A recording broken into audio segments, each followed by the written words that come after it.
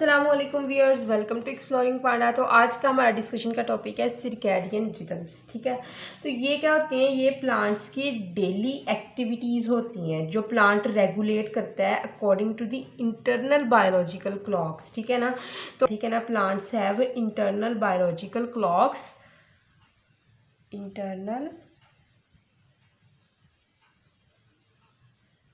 Biological clocks. Internal biological एक clock होता है, एक टाइमिंग होती है इंटरनल बायोलॉजिकल एक्टिविटीज़ की, जो इनके डेली रिदम्स को कंट्रोल करता है। अब डेली रिदम का मतलब क्या है? वो एक्टिविटीज़ जो प्लांट रोज़ ही परफॉर्म करते हैं, जिस तरह के opening and closing of stomata. तो यहाँ पे अब हम बात करते हैं सिरकैडियन रिदम की एक बेसिक डेफिनेशन की। ठीक है, अगर हम डेफिनेशन की बात करें तो डेफिनेशन में क्या देखते हैं कि नेचुरल साइकिल, ठीक है ना, physical and the behavioural change का नेचुरल साइकिल।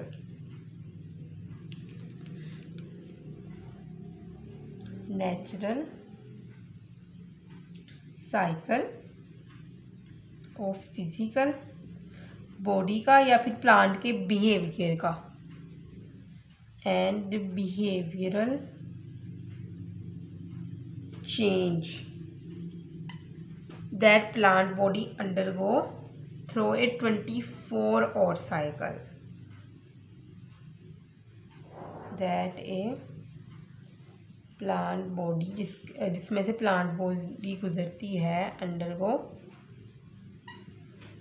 है एक 24 आवर्स में। ठीक है ना, थ्रू ए 24 आवर्स साइकिल। ठीक है ना, तो मोस्टली क्या होता है, अगर हम बेस्ट एग्जांपल देखेंगे सिरकैडियन रिदम की, तो उसमें क्या है कि डार्कनेस और लाइट का पीरियड है। ठीक है ना, मोस्टली जो सिरकैडियन रिदम है ये इफेक्ट होता है, ठीक है ना, कौन कौन से पीरियड से?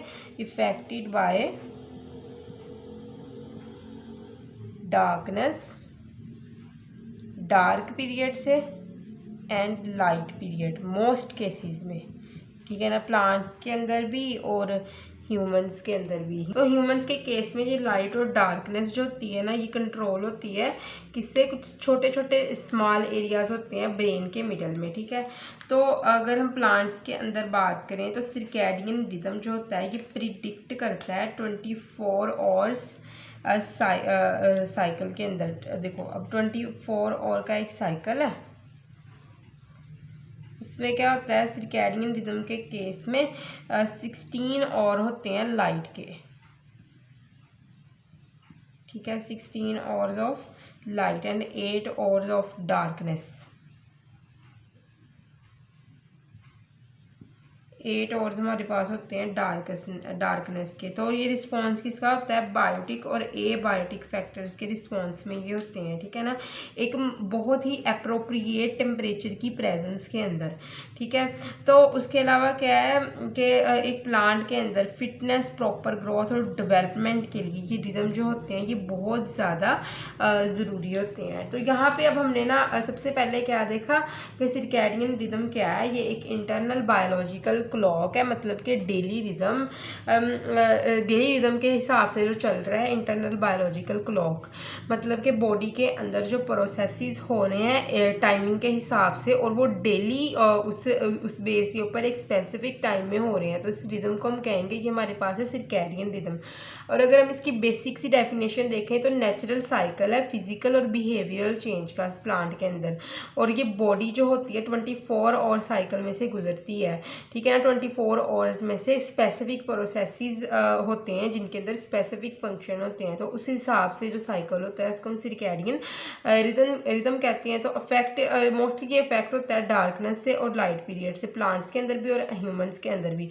ठीक है ना, अगर ह्यूमंस के केस में देखें तो ये जो लाइट और डार्क पीरियड होता है ये कंट्रोल होता है ब्रेन के दरमियान में छोटे छोटे हिस्से होते हैं उनसे। और अगर डार्कनेस की बात करें, अगर प्लांट्स की बात करें तो प्लांट्स के अंदर 24 आवर्स में से 16 और लाइट पीरियड का होता है और 8 और जो होता है ये डार्कनेस का होता है, ठीक है ना। तो मोस्ट केसेस के अंदर ये फ्लक्चुएशन आ भी सकती है डिफरेंट स्पीशीज़ की बेस के ऊपर। तो नेक्स्ट अगर हम बात करें इसकी, हमने यहाँ पे एक वर्ड देखा था बायोलॉजिकल क्लॉक। तो व्हाट इज़ बायोलॉजिकल क्लॉक, इसकी हम एक बेसिक सी डेफिनेशन देखते हैं। बायोलॉजिकल क्लॉक, ठीक है। तो what is biological clock, biological clock basically क्या है हमारे पास कि number of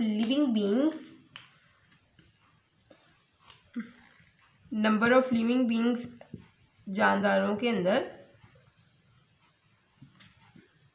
are known to exhibit,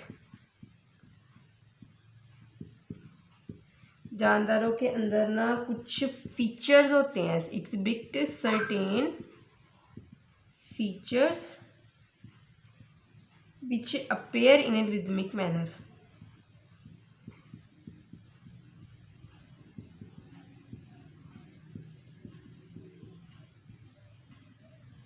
तो जानदारों के अंदर कुछ फीचर्स होते हैं जो रिदमिक मैनर के अंदर अपेयर होते हैं रेगुलर इंटरवल्स पे, एट रेगुलर इंटरवल्स।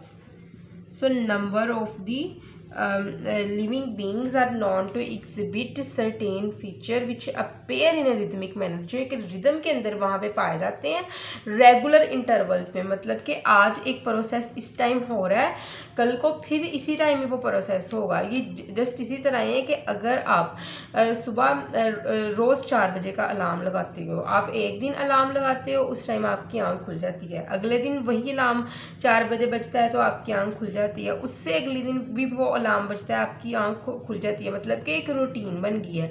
लेकिन 5वें या 6ठे दिन आप अलार्म लगाना भूल जाते हैं, ठीक 4 बजे आपकी आँख ज़रूर खुलेगी, क्योंकि आपका जो इंटरनल बायोलॉजिकल क्लॉक है वो एक्टिव हो चुका है और डेली रिदमिक बेसिस के ऊपर वो एक्टिवेट हुआ है।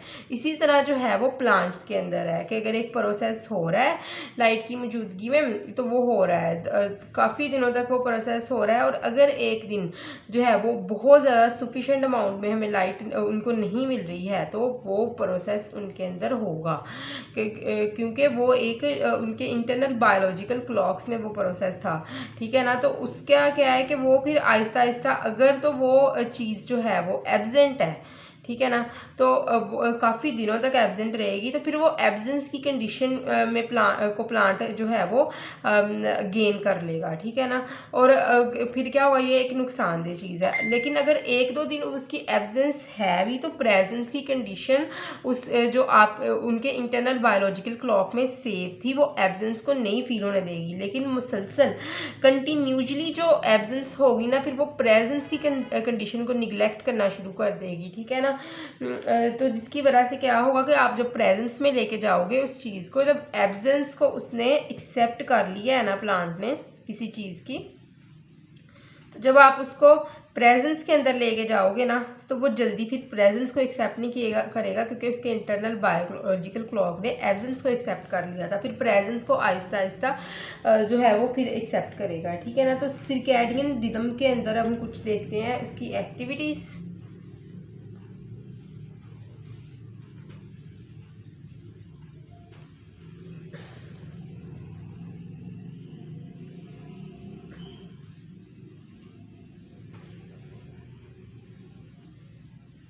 सर्कैडियन रिदम जो है ये वेरियस एक्टिविटीज़ को कंट्रोल करता है, जिसके अंदर हमारे पास है लीफ मूवमेंट एक्टिविटी कंट्रोल करता है, stomata opening and closing,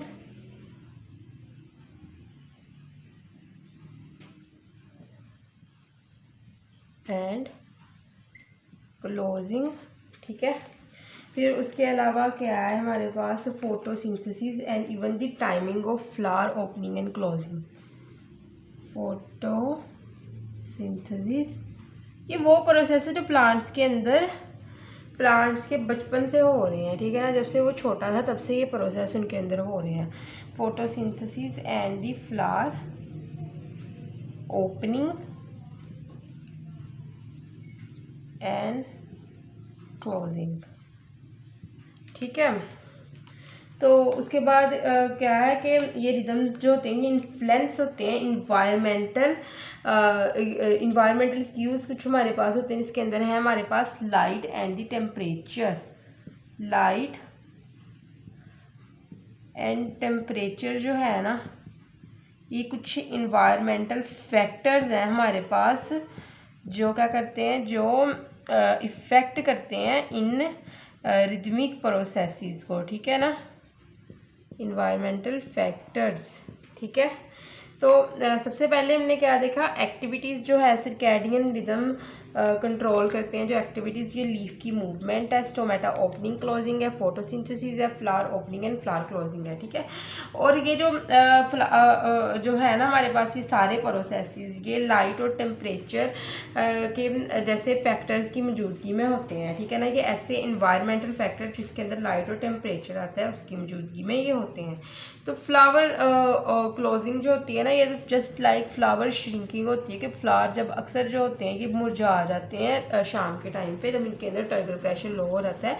otherwise flower opening is a most basic term. आप इसको फोटोसिंथेसिस के बाद फ्लावर ओपनिंग लिखें, ठीक है ना, तो ताकि आप कंफ्यूज ना हो जाएंगे किस तरह फ्लावर जो होता है वो क्लोज हो जाता है। ठीक है, मोस्टली सर्कैडियन रिदम जो होते हैं ये परसिस्ट करते हैं in the absence of the external stimuli. External stimuli की एब्सेंस में ये मोस्टली परसिस्ट कर देते हैं। ठीक है ना, तो अगर हम बात करें कि सर्कैडियन रिदम एक ऐसा क्लॉक है जो रेगुलेट करता है मेटाबॉलिक एक्टिविटीज़ को लिविंग ऑर्गेनिजम्स के स्पेसिफिक टाइमिंग के हिसाब से। इट रेगुलेट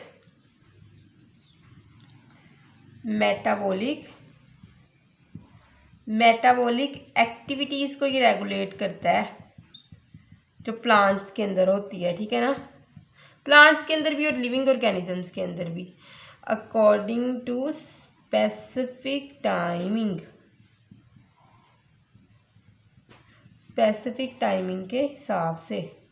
ठीक है, और कुछ प्लांट्स जो होते हैं ना ये करते हैं, ये स्लीप मूवमेंट शो करते हैं। मतलब कि ये प्लांट्स के लीव्स डे टाइम में ये हो जाते हैं स्ट्रेट, ठीक है, और नाइट में हो जाते हैं विल्टेड हो जाते हैं। तो ये जो साइकिल होता है ये भी 24 आवर्स का होता है, जिसकी वजह से हम इसको कहते हैं, ये भी हमारे पास है सर्कैडियन रिदम।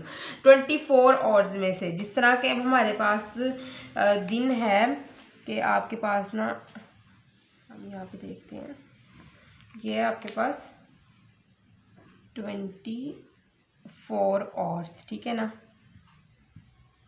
इस 24 आवर्स में से हाफ आपके पास क्या है, डे, और ये क्या है,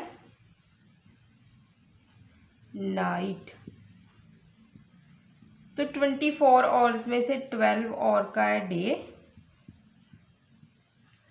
और 12 आवर की है हमारे पास नाइट।